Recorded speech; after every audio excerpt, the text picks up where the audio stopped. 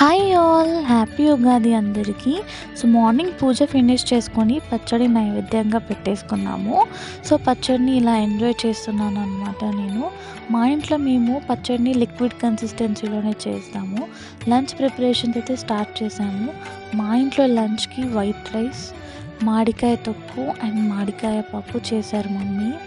సూపర్గా అయ్యింది. ఈరోజు అన్నీ మంచిగా కుదిరినాయి అనమాట. సో ఉగాది అంటేనే అన్ని మ్యాంగోస్తోని డిఫరెంట్ వెరైటీస్ చేసుకుంటాం కదా. సో ఇంకా పచ్చడి పప్పు కాంబినేషన్లో ఫుల్గా ఎంజాయ్ చేసేసాను నా లంచ్ని. ఎంతమందికి పప్పులో పచ్చడి నంచుకొని తినడం ఇష్టం కమెంట్ చేయండి. ఇంకా డ్రెస్ చేంజ్ చేసేసుకొని పోలేలు చేసేసుకుంటున్నాం అనమాట. మేము పోలేలు అంటాము, చాలామంది భక్షాలు అని కూడా అంటారు. సో అలా పోలేల మీద నెయ్యి యాడ్ చేసుకొని రోల్ చేసుకొని తింటే ఆహా ఎంత సూపర్ టేస్టీగా అయ్యిందో.